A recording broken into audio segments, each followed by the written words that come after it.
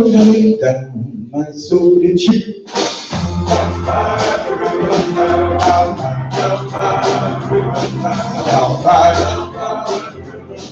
Gonna lay down my soul in you.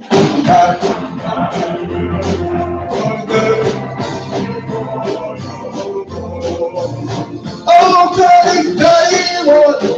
Oh, I'm going to keep on. I'm going to dirty water. I'm going to dirty water. Ain't gonna stop.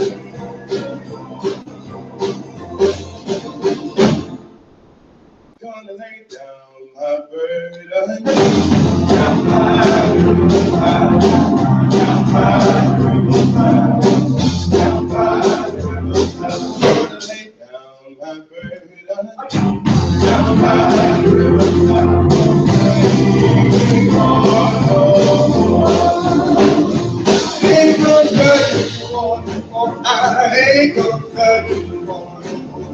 Ain't so dirty water. I ain't so dirty water.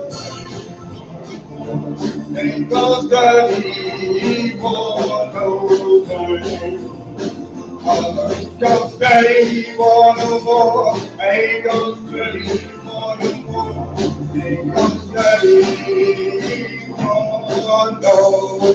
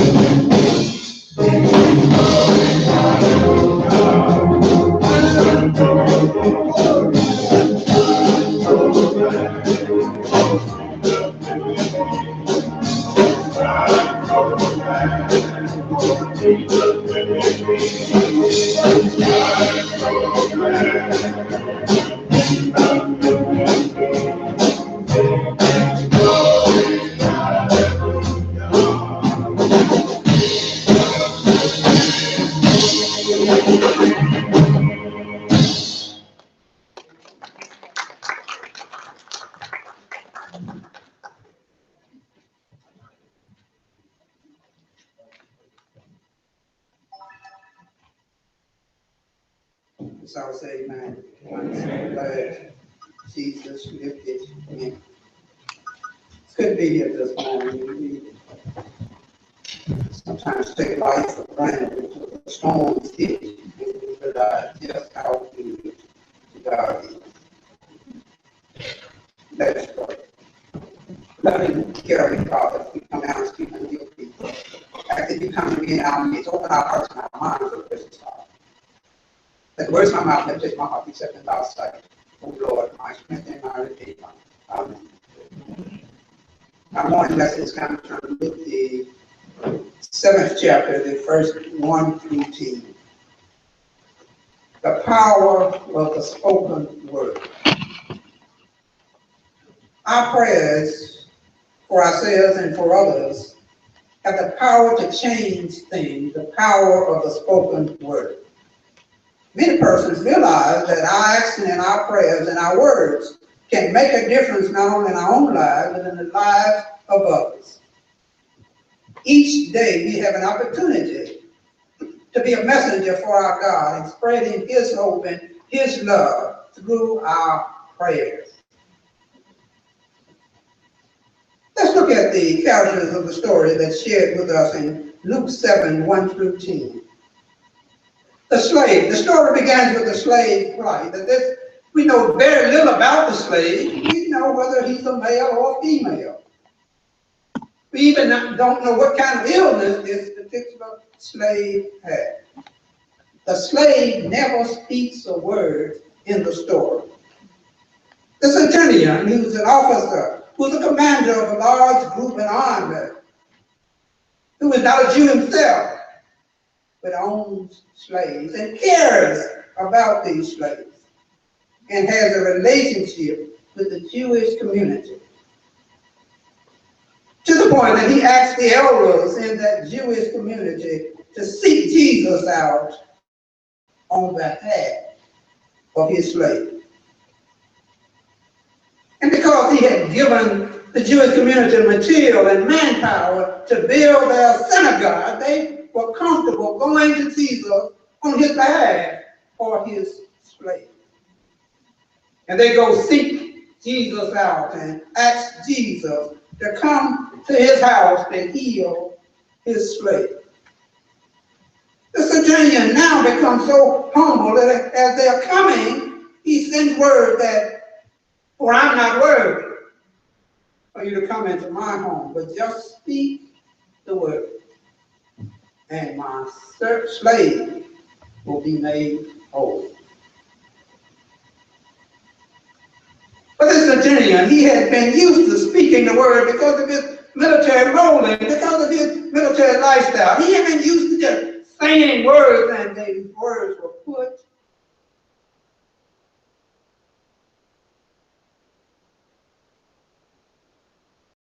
to have all this power and authority in your hand. Just speak the word, and my servant will be made whole.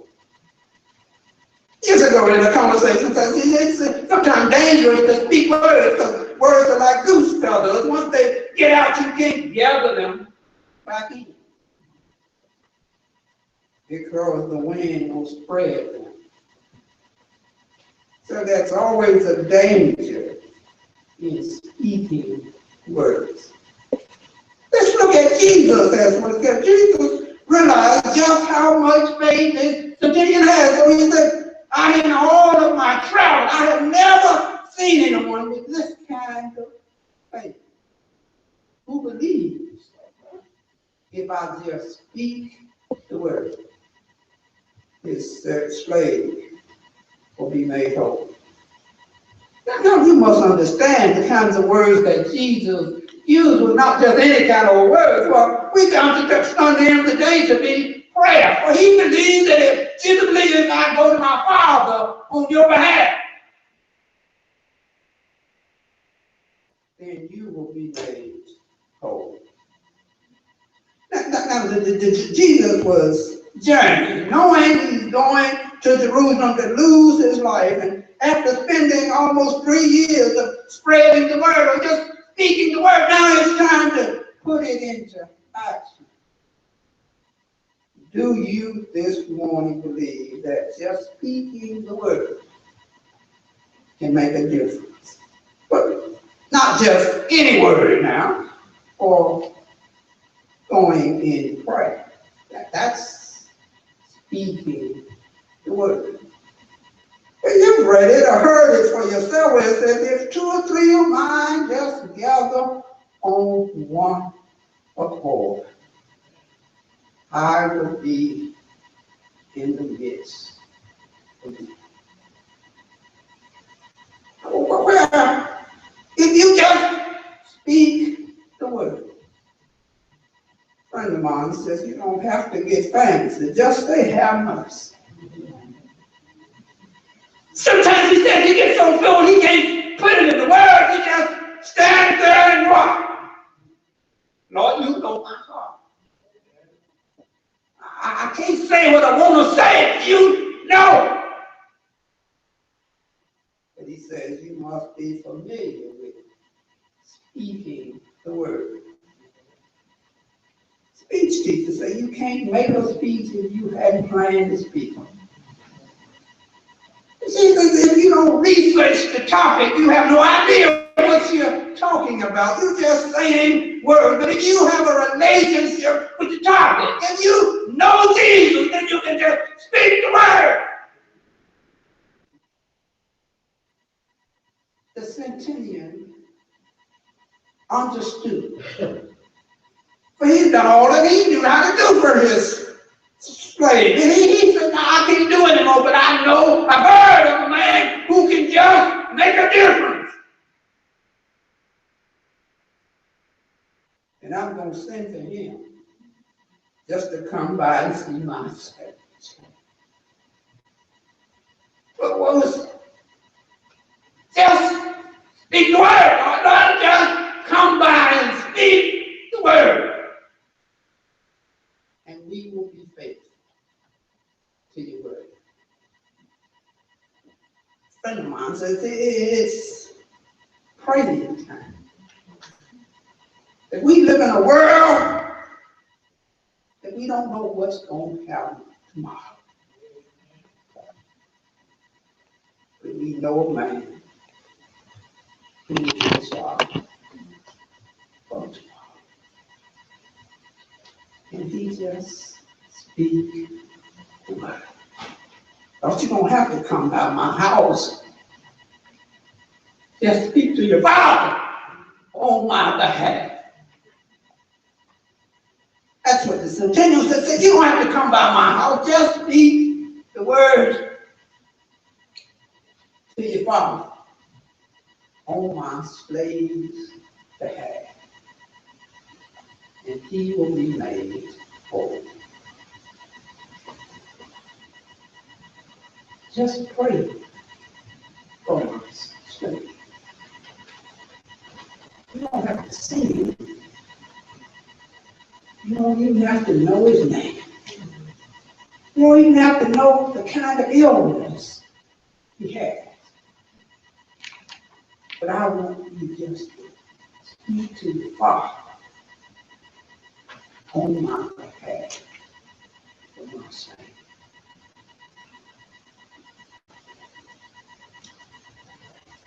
Just speak the word on my behalf to the Father. You know what my troubles are. You know the concerns of my heart because you made them. Lord, I just need you to speak to your Father on my behalf. I don't even have to try to put the situation into words. I can just look up and say, Lord, you know. Could you make that I need you to go to the Father on my behalf? That's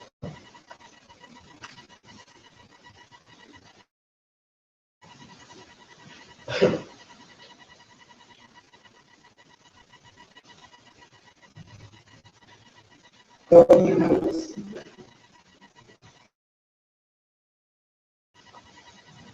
hearts and our minds, you know our desires. But Lord, we need you to speak on our behalf. We're not worried because of our shortcomings. But you said if we come to you with a humble spirit, you would be there for us. What we need you to walk with us and lead us and guide us there. We need you to be there as an intercessor between you and the Father.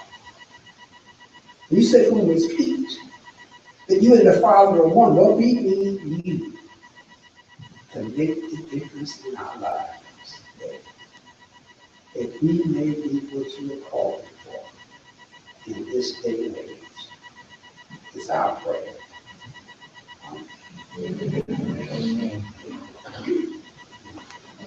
Let us stand and sing hymn number 430. Let us stand and sing to those of church. There may be someone here this morning. These the Psalms go to the Father on their behalf.